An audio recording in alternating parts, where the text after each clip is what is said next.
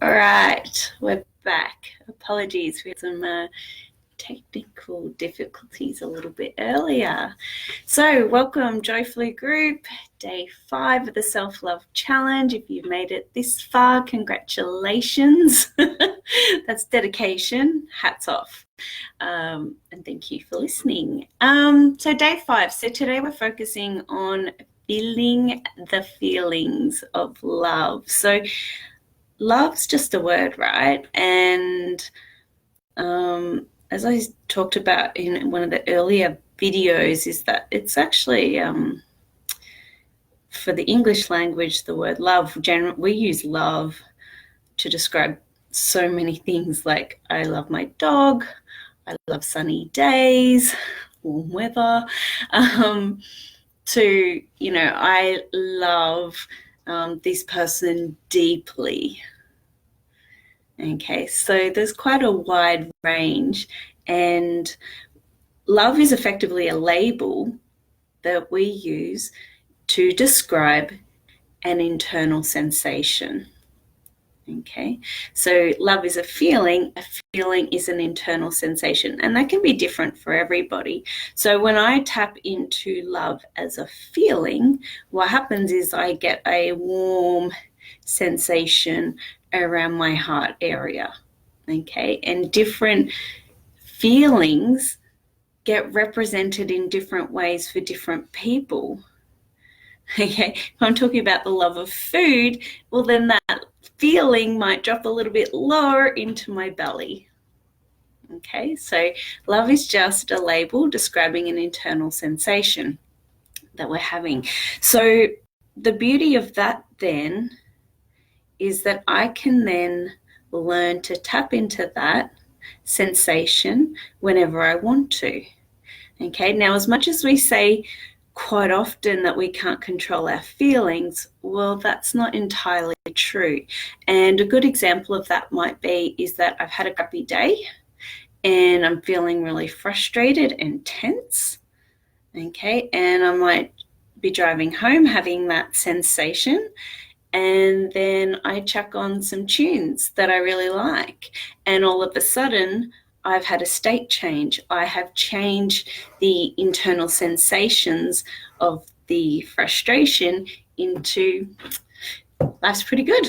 I'm feeling pretty good right now. So I might be now feeling happy, might be describing the sensations that I'm having at that time. So state management is a whole total topic on its own that I'll talk about at another time, but just have the understanding that it is possible to cultivate feelings and switch in and out of the ones that we want at any given time. Okay, also being careful that we're also then not using that ability to suppress or not process those feelings. Okay, so again, that's a whole other side topic, but yeah, just to note that. So my question is then, what does love feel like for you? Okay, and the best way to sort of be a way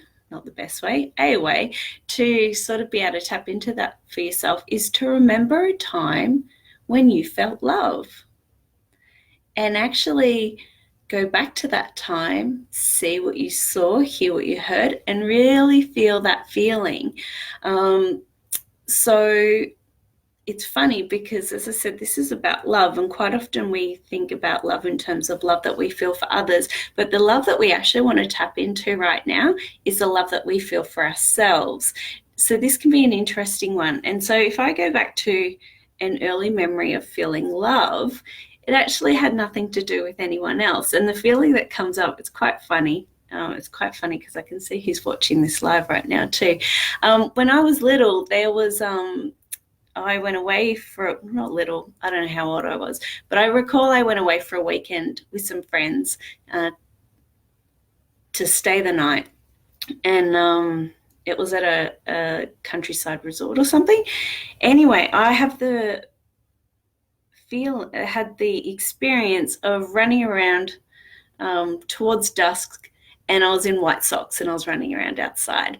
Anyway, I had this feeling of just freedom and fun, and I knew that I was doing something naughty, and it didn't matter because my parents weren't there. And so it was really enjoyable. And it's funny because that feeling is actually the feeling that I would describe of love, and it was the love of the freedom of myself that I was experiencing at that moment. Okay, so I can imagine that and immerse myself in that moment and recreate for my body that same feeling. And this is what's really cool, is our brain actually doesn't know the difference between a real experience and an imagined experience. Okay, so I'm going back and I'm reflecting on a real life experience to cultivate that feeling. Okay, if I can't tap into an actual real time, well, then I can imagine an experience, and that will still trigger off the same neural pathways in the brain, and it will be just like this, it will be just like it had really happened. Okay, this is a beautiful thing to do for ourselves, because what it does is actually changes the chemical state of the brain as well. Okay, so all those feel-good hormones come in, and it has such a beautiful impact on our nervous system as well. Okay, so there's a whole range of benefits for doing this exercise. So the other thing that we can do is I can tap into that, and I can actually make it bigger and dial it up.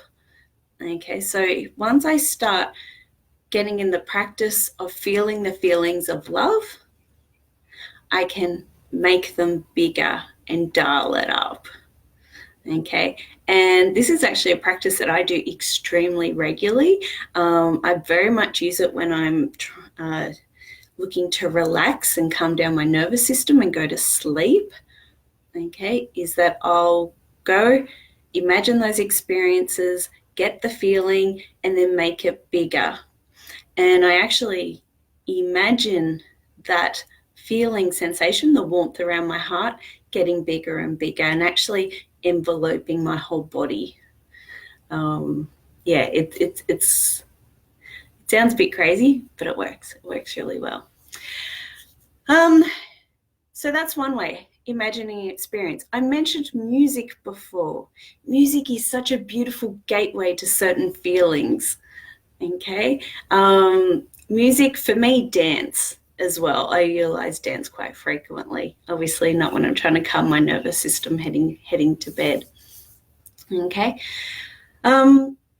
Another thing too, if there are challenges around this exercise for yourself, getting in touch and bringing your awareness to your breath. That brings us back into our bodies.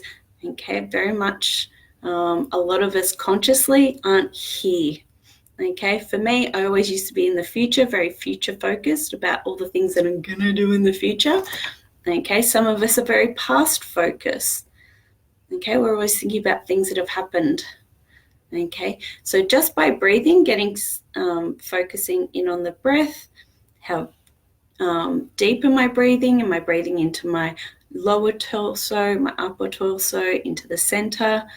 Okay, just getting quiet and really present, getting present with myself is a nice exercise to do. I would probably suggest that doing that just before you then go and have the either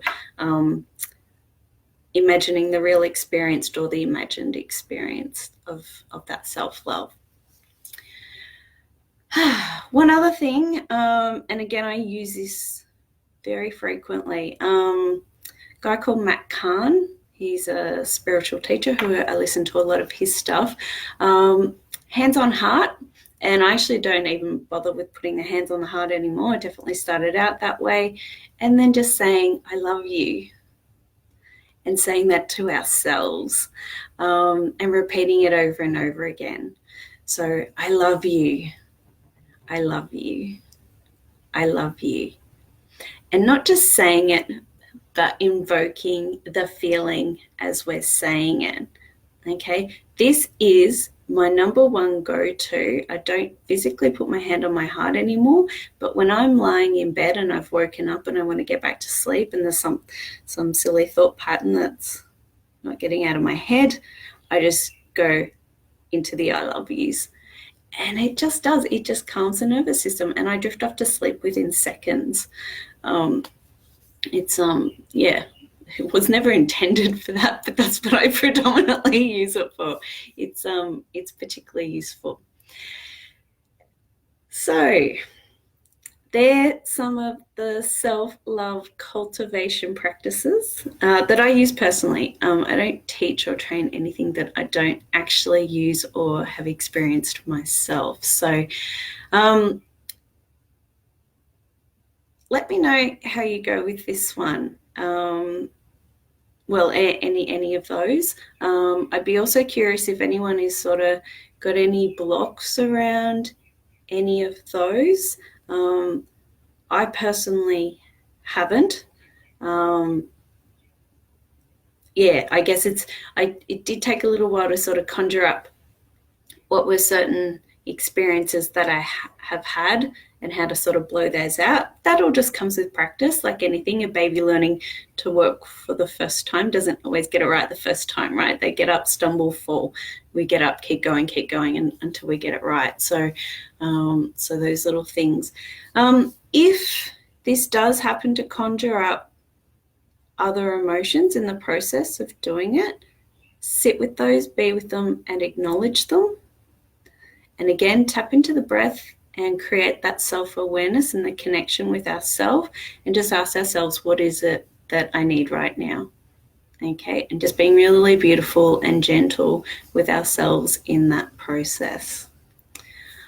All right, that's it. Tomorrow I've got a little gift that kind of builds on from this. So yeah, I'm quite excited about that, and I'm going to work on that this afternoon for you all. Enough. All right, the internet didn't fail me. Fantastic. So I'm going to let you all go. Happy Fridays. I am going to continue this into the weekend. I don't know what time I'll be jumping on. It'll just depend on my movements and what I'm up to. But yeah, as I said, thanks for sticking around and enjoying these. Any questions, any feedback, any thoughts? You might already have your own self-love cultivation practices. Share them. I'd really love to hear them. Okay, this isn't all about everything that I do. All right, with heart and soul, have a great day.